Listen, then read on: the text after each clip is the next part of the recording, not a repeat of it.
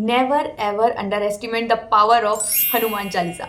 हनुमान चालीसा पर कभी डाउट मत करना। दुनिया की हर चीज पे डाउट कर लेना, लेकिन हनुमान चालीसा पर कभी डाउट मत करना, क्योंकि यही वो चीज है जो सारी प्रॉब्लम का सोल्यूशन है।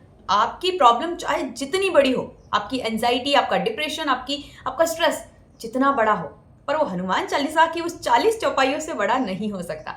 मैं आपका ज़्यादा टाइम वेस्ट नहीं करूँगी और आपको फिर से अपने एक पर्सनल एक्सपीरियंस से कुछ अच्छी सी बात बताने वाली हूँ। शुरू करते हैं। हरे कृष्णा, दिस इज स्पिरिचुअल खुशी एंड आई एम खुशी चौहान, जो कि एक आपके साथ मौजूद है एक नए एक्सपीरियंस के साथ, और वो एक्सपीरियंस है हनुमान चालीसा का और हनुमान जी के साथ। शुरू करते हैं।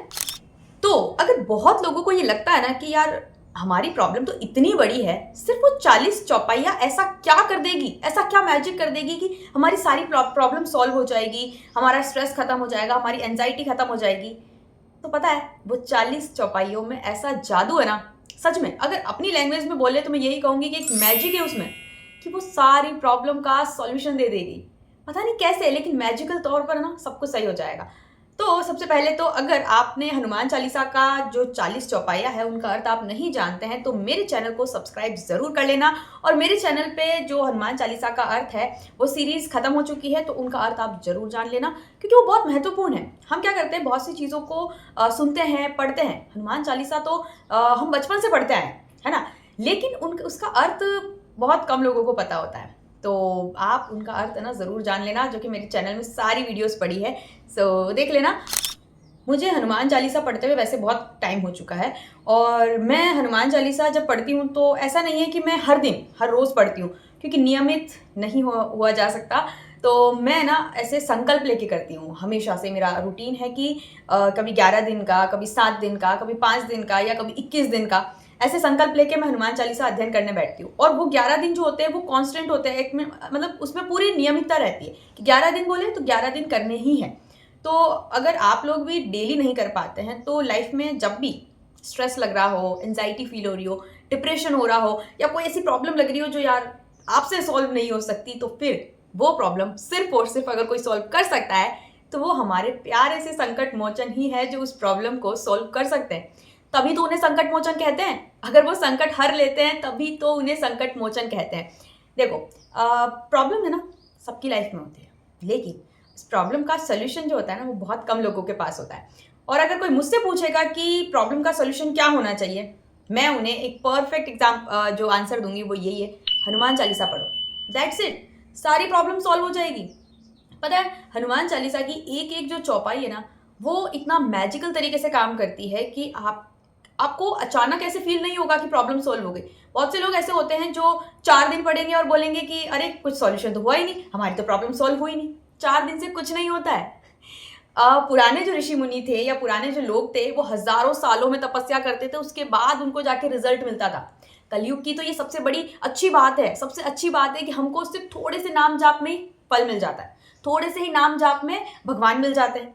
सच में पुराने आप देखो ना, हमारी कहानियां पढ़ो तो हमें क्या कहा जाता था कि उन्होंने हजारों सालों के बाद तपस्या करी, तब जाकर के उन्हें वो फल मिला। और हमें कलयुग में तो वरदान मिला हुआ है कि बस आप थोड़ा सा नाम जाप कर लीजिए, अपने इस बिजी शेड्यूल में से थोड़ा सा टाइम निकाल लीजिए भगवान के लिए, वो आपको सब कुछ दे देंगे। मैंने जब हनुमान चालीसा पढ़ना स्टार्ट किया था तब मैं बहुत अलग थी। कहने का मतलब मेरी भक्ति की जो जर्नी है उस वक्त स्टार्ट ही नहीं हुई थी, बट मैं फिर भी हनुमान चालीसा स्टार्ट कर दिया था मैंने। तो वहाँ से एक शुरुआत होती है वो नई खुशी बनने की। कहने का मतलब वो पुरानी वाली जो खुशी है और आज जो खुशी आपके सामने आपको दिख रही है, इसमें बहुत चेंजेस है। वो खुशी अगर मैं सिंपल लैंग्वेज में कहूँ तो वो एकदम नास्तिक थी, और आज ये खुशी जो है वो भगवान पे इतना इतना ट्रस्ट करती है, मतलब ब्लाइंडली ट्रस्ट करती है कि कोई अगर कह देना कि भगवान नहीं होते, नहीं भाई, मैं नहीं मान सकती इस चीज़ को, बिकॉज मैंने पर्सनली एक्सपीरियंस किया है उन्हें, उनकी प्रेजेंस को पर्सनली एक्सपीरियंस किया है कि हाँ वो होते हैं, वो सुनते भी हैं, और वो सुनते हैं यार। तुम मानो चाहे मत मानो, मैं तो मानती हूँ, बस दैट्स इट। हनुमान चालीसा की जो जर्नी मैंने शुरू की थी, तो उस वक्त अभी जैसे रिसेंटली मेरे एग्जाम्स थे, मुझे बहुत प्रेशराइज फील हो रहा था एंड मुझे कुछ सॉल्यूशन दिखाई नहीं दे रहा। मुझे पता है कि मुझे पढ़ाई करनी है, बट मेरे से पढ़ाई हो नहीं रही, क्योंकि होता है ना, माइंड प्रोसेस करना ही बंद कर देता है। तो मेरे साथ भी कुछ ऐसा हो रहा है, और मेरे एग्जाम के मात्र 15-20 दिन बचे थे। मैंने एक परफेक्ट सॉल्यूशन निकाला और मैंने कहा कि नहीं, मैं हनुमान चालीसा शुरू कर दूंगी और एग्जाम के टाइम तक मैं हनुमान चालीसा करूंगी। एंड यू नो व्हाट, जैसे जैसे मैं हनुमान चालीसा करती गई और मेरा माइंड ऑटोमेटिक रिलैक्स होता गया, ऑटोमेटिक मुझे ऐसा लगने लगा कि हाँ मुझे क्या पढ़ना चाहिए, और मतलब रिफ्रेश हो गया। आप लैपटॉप में देखते ना, हैंग हो जाता है वो थोड़ी देर के लिए, तो बस हमारा जो ब्रेन है ना थोड़ी देर के लिए हैंग हो जाता है, क्योंकि हमारे आसपास इतनी नेगेटिविटी होती है और हमारा ऑरा कभी कभी इतना नेगेटिव हो जाता है कि हमें एक सॉल्यूशन चाहिए होता है, एक ऐसी एनर्जी चाहिए होती है जो हमें उस हैंग से बाहर निकाल दे या फिर उस नेगेटिव ऑरा से एकदम पॉजिटिव कर दे। तो वो जो पावर है वो केवल और केवल हनुमान चालीसा में। तुलसीदास जी ने हनुमान चालीसा में जो जो चौपाइयाँ लिखी है वो बहुत पावरफुल है। अगर जैसे आप देखो, भूत पिशाच निकट नहीं आवे, तो यू नो व्हाट, भूत पिशाच का मतलब यहाँ पे ये नहीं है कि सिर्फ भूत, मतलब भूत नहीं, वो अपने अंदर के डर की बात की जा रही है, अंदर के डर, अपने अहंकार, इन सब की बातें की जा रही है। जो हमारे अंदर नेगेटिविटी है ना उसको खत्म करने की बात की जा रही है कि अगर आप हनुमान चालीसा का अध्ययन करते हैं तो आप में भूत पिशाच अर्थात नेगेटिविटी और ये जो भी बुरी आदतें हैं वो छूट जाएगी। और हनुमान चालीसा में एक लाइन आती ना, युग सहस्त्र जोजन पर भानु लीलियो ताही मधुर फल जानू, इस वाली लाइन से तो ना मुझे बहुत पावर मिलती है। मतलब आप देखो कि हनुमान जी कितने पावरफुल है कि उन्होंने बाल्यावस्था में वो सूर्य जो कितना दूर है हमसे, उस पे वहां जाकर के और उसे फल समझ के निकल लिया था। यानी कि वो इतने पावरफुल है कि वो इतनी दूरी को भी मात्र कुछ सेकंड में पार करके और उससे इतने बड़े सूर्य को निकल सकते हैं। तो सोचो आपकी प्रॉब्लम क्या सूर्य से भी बड़ी है? नहीं, आपकी प्रॉब्लम सूर्य से बड़ी तो नहीं हो सकती। तो हनुमान जी सब सॉल्यूशन कर देते हैं। एक और जो सबके मन में डाउट होता है कि हम हनुमान चालीसा पढ़ेंगे तो सब कुछ सही हो जाएगा। देखो, सही होने का मतलब ये नहीं है कि सारा ही काम भगवान करेंगे, आपको भी खुद तो कुछ करना ही पड़ेगा।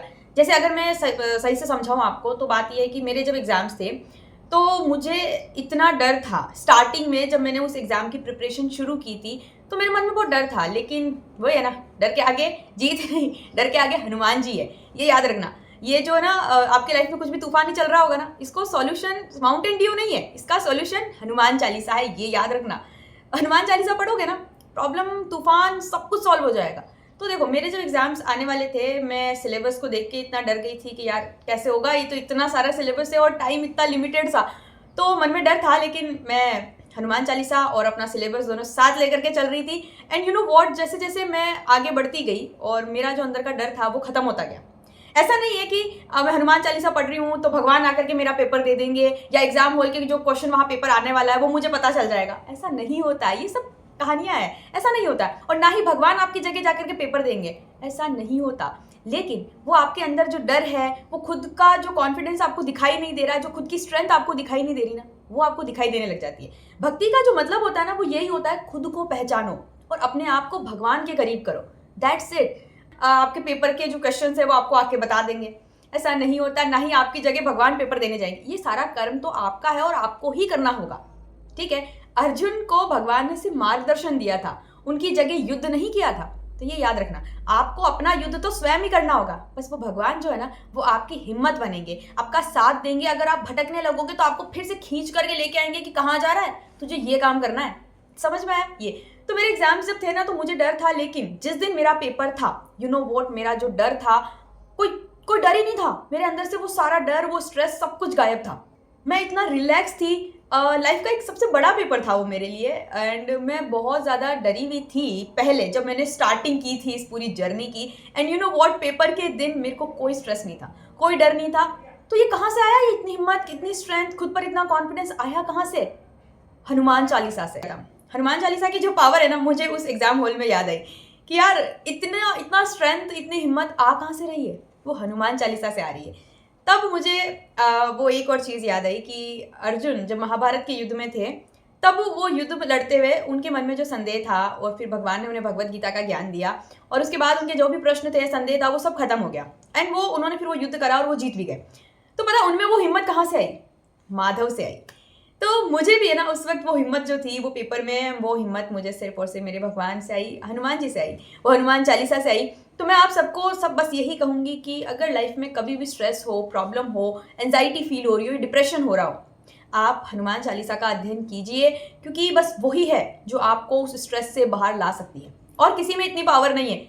वो एक लाइन है ना, थेरेपी इज सो एक्सपेंसिव, सो मैं हनुमान चालीसा ही रिकमेंड करूँगी, क्योंकि थेरेपी बहुत एक्सपेंसिव होती है। सो मैं अगर कोई मेरे से अगर कोई सॉल्यूशन मांगता है कि स्ट्रेस है तो क्या करना चाहिए, हनुमान चालीसा पढ़नी चाहिए, हनुमान मंदिर जाना चाहिए और हनुमान जी को सरेंडर कर देना चाहिए। बिल्कुल पूर्ण रूप से समर्पित कर दो अपने आप को कि भगवान आप देख लो, मैं तो नादान हूँ, मैं नासमझ हूँ, मुझे कुछ नहीं पता है और मुझे कुछ नहीं आता है, कुछ नहीं आता है, आप सिखाओ मुझे, आप बताओ मुझे, आप ही रास्ता बताओ और आप ही बताओ। बस वो सच में रास्ता भी बताएंगे और आप नादान हो, नासमझ हो और वो ही आपको समझदार बनाएंगे। तो ये मेरी जर्नी का एक छोटा सा हिस्सा था, एक छोटा सा तो नहीं, मेरी पूरी जर्नी, या फिर ये कहे कि उस पुरानी वाली पूरी खुशी को चेंज करके एक नई खुशी बनाने वाली जो जर्नी थी, ये सिर्फ और सिर्फ हनुमान चालीसा ने पूरा किया। सो मैं आप सबको यही कहूँगी कि हनुमान चालीसा का अध्ययन कीजिए, क्योंकि वो बहुत पावरफुल होती है। उन मंत्रों पर, उन शब्दों पर, उन चौपाइयों पर कभी संदेह मत कीजिए, कभी भी नहीं, वो बहुत पावरफुल होते हैं सच में। और ये मेरी लाइफ का एक छोटा सा एक्सपीरियंस था। सो आपको कैसा लगा और आप हनुमान जी से कितना कनेक्टेड है और आप हनुमान चालीसा से क्या आपने एक्सपीरियंस किया, क्या फील किया, ये मुझे कमेंट में ज़रूर बताना।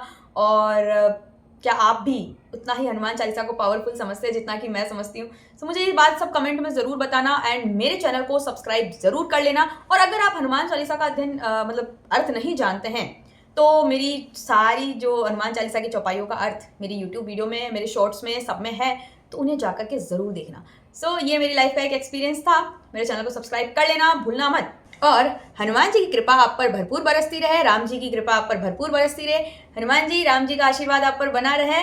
जय श्री राम, जय हनुमान। और अपना ध्यान रखिएगा, चैनल को सब्सक्राइब करना ना भूलिएगा। जय श्री राम, जय हनुमान।